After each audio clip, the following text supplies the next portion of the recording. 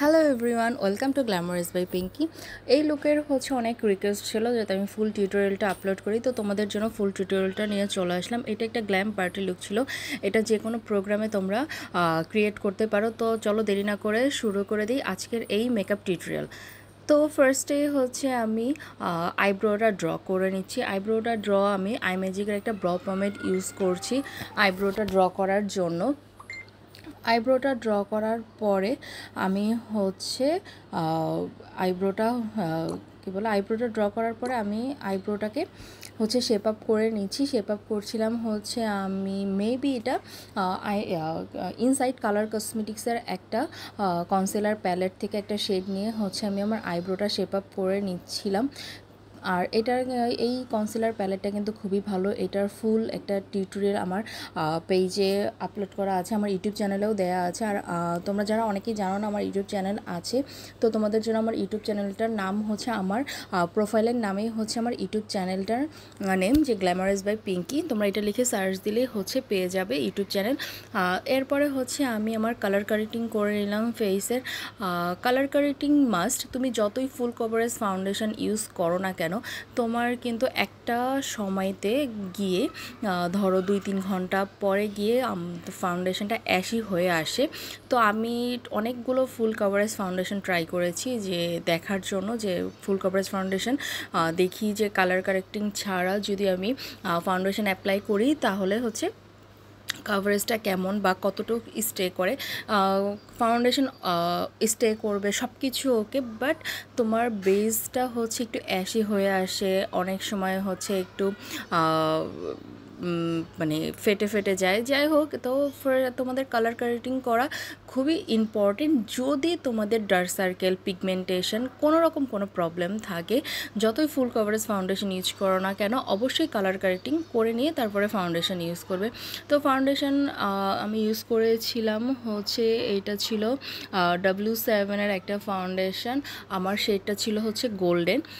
এরপরে আমি কন্ট্রোল করে নিচ্ছিলাম আমার ফেসে। আমি সাধারণত হার্শ কন্ট্রোল করি না, তো আজকে করলাম। তো এরপরে আমি ব্লাশন ইউজ করছি। এগুলো বিউটি গ্লাজেটের লিকুইড ব্লাশন। এরপরে এখন মনে ব্লাশনটা একটু বেশি, বাট ফুল মেকআপ ওয়ার্কটা যখন কমপ্লিট হয়ে যাবে তখন তোমরাই দেখতে পারবে যে সব কিছু একদম ফেসের সাথে সুন্দরভাবে সেট হয়ে আছে। এখন আমি আমার হাইলাইট পয়েন্টগুলোকে একটু হাইলাইট করে নিচ্ছিলাম। হাইলাইট করছিলাম আমি এলএ গার্লের প্রো কনসিলারের ইয়েলো শেডটা দিয়ে। এই তো আমার কালার হাইলাইটিং করা শেষ। এরপরে আমি আমার বেসটাকে একদম লক করে ফেলবো। আর আমি বেসটাকে লক করছি এটা টেকনিকের একটা ইয়েলো টোনের একটা লুজ পাউডার দিয়ে।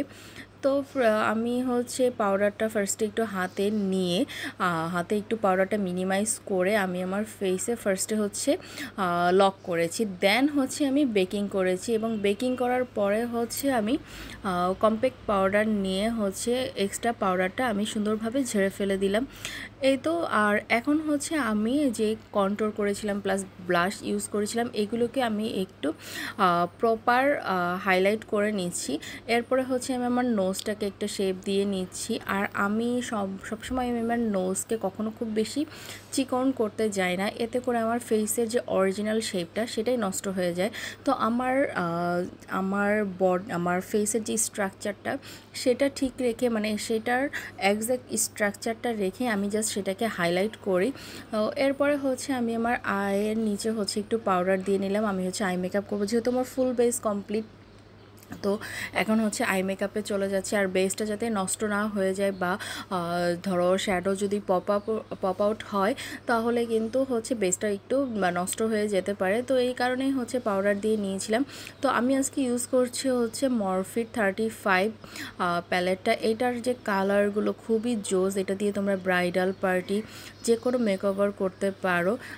মোটামুটি কালারফুল আই মেকআপ ছাড়া তোমরা যে কোনো মেকওভার এই প্যালেটটা দিয়ে খুব সুন্দরভাবে করতে পারবে।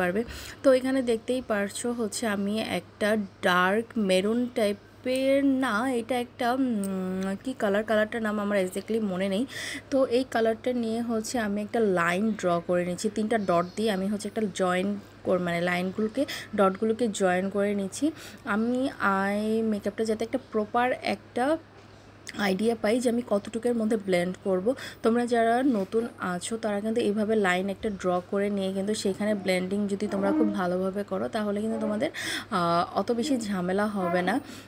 এরপরে হচ্ছে আমি ওই শেডটার থেকে একটা লাইট একটা শেড নিয়ে হচ্ছে আমি ফার্স্টেই হচ্ছে এটার হার্শ লাইনটাকে হচ্ছে আমি মিনিমাইজ করছি, হার্শ লাইনটাকে যাতে চলে যায়, মানে হার্শ লাইনটাকে হচ্ছে আমি ভ্যানিশ করার চেষ্টা করলাম। এরপরে হচ্ছে আমি একটা ডার্ক ব্রাউন একটা শেড নিয়ে হচ্ছে আমি এই দুইটা শ্যাডোকে হচ্ছে ব্লেন্ড আউট করে দিচ্ছি। আর এইটা ব্লেন্ড আউট করার পরে আমি হচ্ছে আরেকটা ট্রানজ্যাকশন শেড নিব। ট্রানজ্যাকশন শেড নিয়ে হচ্ছে আমি আমার ফুল আই ক্রিজ লাইনটাকে হচ্ছে এই কী বলে ক্রিজ লাইনে হচ্ছে ব্লেন্ডিং করবো। এই যে এখন ট্রানজ্যাকশন শেডটা নিচ্ছি আর এটা দিয়ে হচ্ছে আমি আমার ফুল ক্রিজ লাইনটাকে হচ্ছে ব্লেন্ডিং করে দিচ্ছি। তো এরপরে হচ্ছে আমি আজকে একটা কাট ক্রিজ লুক করব। আর আমি আউটার কর্নারে আজকে একটু ব্ল্যাক শ্যাডো ইউজ করব। একটা ব্ল্যাক রেডিশ স্মোকি লুক করার ইচ্ছা আছে, যেহেতু আমার ড্রেসটা খুবই গর্জিয়াস একটা ড্রেস আর আমার মনে হচ্ছিল এই ড্রেসের সাথে একটু স্মোকি ইফেক্ট আনলে হচ্ছে আই লুকটা একটু ভালো লাগবে। তো এই তো আমি আমার আউটার কর্নারে হচ্ছে একটু ব্ল্যাক শ্যাডো ডিপোজিট করে নিলাম। এরপরে হচ্ছে আমি এটাকে ব্লেন্ড করে দিব। আর তোমরা চেষ্টা করবে যে ব্রাশটা দিয়ে হচ্ছে শ্যাডো তোমরা হচ্ছে ডিপোজিট করবে সেই ব্রাশটা একদম ফুললি ঝেড়ে ফেলে বা নতুন আরেকটা ব্রাশ নিয়ে ব্লেন্ডিং করার চেষ্টা করবে। এতে করে কি হয়, ব্রাশে যে এক্সট্রা যে পাউডারটা থাকে ডিপোজিট করার পরে সেই পাউডারটা ব্লেন্ড করতে কিন্তু অনেকটা সময় লাগে। তোমরা সময় বাঁচানোর জন্য যদি তোমাদের কাছে এক্সট্রা ব্রাশ অ্যাভেলেবেল থাকে তাহলে কিন্তু তোমরা এইভাবে একটা ব্রাশ দিয়ে ডিপোজিট করে আরেকটা দিয়ে ব্লেন্ডিং করলে কিন্তু ব্লেন্ডিংটাও ভালো হয় এবং